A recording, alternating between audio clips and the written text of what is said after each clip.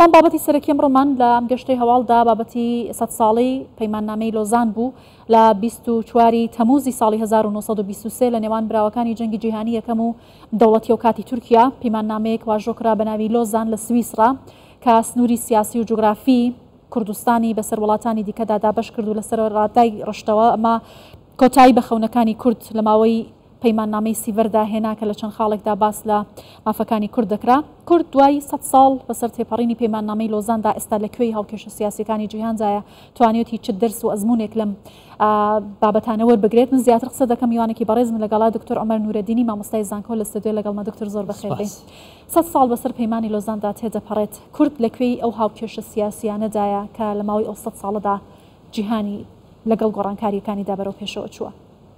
بەڵێ قسەکردن لەسەر پەیمانی لۆزان هەروەها لەسەر ڕێککەوتنامە و پەیماننامە نێودەوڵەتیەکان دەبێ ئەوە لە بەرچاو بگرین کە لە چوارچێوەی زەمەنی و ڕێڕەوی مێژووی خۆیان قسەی لەسەر بکەین.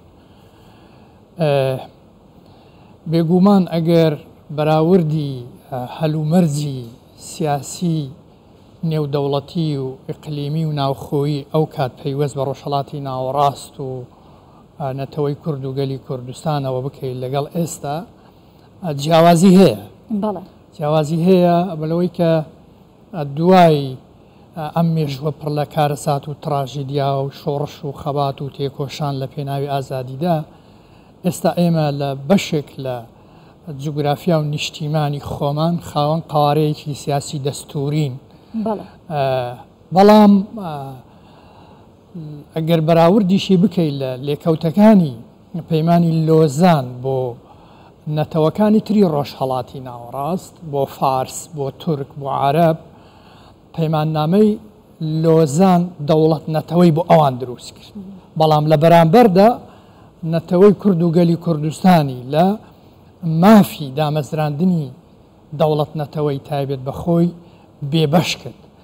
پەیمانی لۆزان وەک چۆن پەیمانی وستڤالیا لە دوای شەڕی 30 ساڵەی ئاینی لە ساڵی 1648 فۆرمی دەوڵەت و نەخشەی سیاسی ئەوروپای گۆڕی و دەوڵەت نەتەوەی دامەزران، لۆزان بۆ ڕۆژهەڵاتی ناوەڕاست هەمان کاریگەری و هەمان لێکەوتەی هەبوو کە لە لۆزانە باسی سنووری تورکیا دەکرێت، باسی حکوومەتی تورکی دەکرێت، باسی هاوڵاتی تورکی دەکرێت، باسی سنووری تورکیا لەگەڵ ئێران دەکرێت، لەگەڵ عێراق دەکرێت، لەگەڵ سووریا، باسی دەستبەرداربوونی ئیمپەراتۆریەتی عوسمانی تورکیا لە میسر و لە سوودان دەکرێت. هەموو ئەمە پێمان دەڵێت کە لۆزان بۆ ڕۆژهەڵاتی ناوەڕاست دەوڵەت نەتەوەی هێنا، بەڵام لە فۆرمێکی تردا و کوردی بێبەش کرد لە دەوڵەت نەتەوە. باشە دکتۆر، پێتان وایە ئەو گۆڕانکاریانە و جیاوازیانەی کە لە سەردەمی ئەو کات دوای 100 ساڵ لە کاتی ئێستادا ئەگەر بەراوردی بکەین لە بەرژەوەندی کووردە، ئەو کاتە کورد بووە قوربانی بەرژەوەندی زلهێزەکان، ئێستا شەمان کایە لەگەڵ کورد دەتوانێت بکرێت یا کورد خۆی توانیوێتی پێگە و سەنگی خۆی لە نێوان بەرداشی بەرژەوەندی وڵاتانی زلهێزدا جیا بکاتەوە؟ لە ڕاستیدا بە جیاوازی زەمەنیشەوە، بەڵام هەندێک حکایەتی تراژیدی کە ئەو کات هەبوون ئێستاش لە لای ئێمە بەردەوامیان هەر هەیە بە جیاوازیەوە. بەڵام یەکێک لە کێشەکان ئەو کات کە هەمیشە پەیماننامە و ڕێکەوتنامە نێودەوڵەتیەکان لە دوای جەنگە ئیقلیمی نێودەوڵەتیەکان لەدایک دەبن. ساتەوەختی گۆڕانی گەورەش هەر ئەوەیە. هەروەها لە پرسی بە دەوڵەت بوون و بوونی قوارەی سیاسیەوە مێژوونووسی بەناوبانگ مایکل هاوارد دەڵێ ممکن نییە تۆ بتەوێ وەکو نەتەوە لە دایک ببی بەمانە ڕاستەقینەکەی بەمانە وشەکەی خۆی، هەروەها ببیت بە دەوڵەت بەبێ بەشدار بوون لە جەنگە.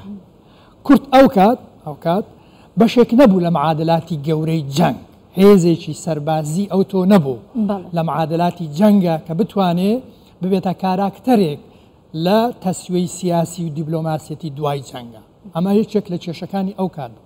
کێشەیەکی تر ئەوەیە، قسەیەکی لیۆرد جۆرج سەرۆکوەزیرانی ئەو کاتی بەریتانیا هەیە، دەڵێ من لەگەڵ نوێنەرانی خۆمان لە ئەستەمبوڵ، لە بەغدا، لە ناوچەی ڕۆژهەڵاتی ناوەڕاست قسەم کرد و گفتوگۆم کردووە، بەوە گەیشتم بەداخەوە کەسایەتێکی سیاسی نییە کە کورد بتوانێت لە دەوری کۆ بێتەوە یا ئەو بتوانێت کورد لە دەوری خۆی کۆ بکاتەوە. کەواتە ئەو کات غائببوونی مەرجەعێکی باڵای سیاسی هەروەها باسی ئەوە دەکات کە ئەگەر سەرکردەی لۆکاڵیشان هەبن زیاتر نوێنەرایەتی پێکهاتی کۆمەڵایەتی و خێڵەکی خۆیان دەکەن نەک بوو بێتە مەرجەعێکی سیاسی نەک بوو بێتە لیدەرێکی سیاسی ئەو تۆ کە بتوانێت کۆی ئیرادەی گەلوونەتەوە لە خۆیدا بەرجەستە بکات و هی خۆشی بباتە ناونەتەوە. ئەمە کێشەیەکی گەورە بووە کە ئەو کات هەمان بووە. بەڵام لە ئێستادا لە ڕووی بوونی مەرجەع لە ڕووی بوونی سەرکردایەتی سیاسی کە لەسەر ئاسی دنیا ناسراوە پەیوەندی هەیە گفتوگۆی لەگەڵ دەکرێت لە ڕاستیدا بارودۆخەکە باشترە. یەکێک لە کێشەکانی ئەو کات وەکو چۆن بێڵ لە یادەشتەکانی خۆی کە بەرپرسی کاروباری ڕۆژهەڵات بووە لە نوێنەرایەتی باڵای بەریتانیا لە بەخدا دەڵێ کورد هەمویان لە شەڕدان دژی یەکتری واتە یەکگرتوونی پارتەوازن پەرش و بڵاو بن. ئەمە خاڵێکی لاوازی کورد بووە لە ساتە وەختی ئەوەی کە نەخشەی ڕۆژهەڵاتی ناوەڕاست دووبارە بینا دەکرێتەوە. پەیماننامەی سیڤەر هەیە پەیماننامەی لۆزان هەیە چارەنووسی گەلوونەتەوەکان لەوێ دیاری دەکەن کورد پەرش و بڵاو بووە. بەداخەوە دەشبینین تا ئێستاش ئەم گرفتەمان بە شێوەیەک لە شێوەکان لە زەمانێکی تردا لە فۆرمێکی تردا هەرماوە دەبێت لەسەری بوەستی.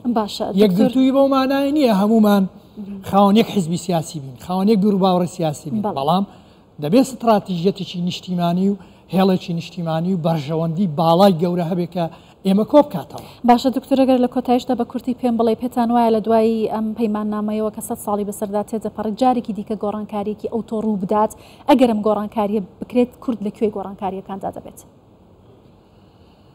ئێمە تەمەنا ناکەین لە ڕاستیدا لە ڕۆژهەڵاتی ناوەڕاست فەوزا و جەنگ و شەڕی ئەو تۆ دروست بێت کە دیسان ناوچەکە بخاتە ناو کارەساتەوە. بەس میژوو پێمان دەڵێ ساتەوەختی گونجاو بۆ ئەوەی نەتەوەکان ببن بە دەوڵەت و قواری سیاسی خۆیان هەبێ بوونی فەوزای نێودەوڵەتی و جۆرێک لە جەنگە کە خۆیان بتوانن لە ڕووی سیاسی لە ڕووی سەربازی لە ڕووی دیبلۆماسیەوە ببن بە کاراکتەر لە ناویدا. باش زۆر سپاس بەڕێز دکتۆر عومەر نورەدینی مامۆستای زانکۆ سپاس کە لەگەڵ کوردستان 24 بووی. سپاس.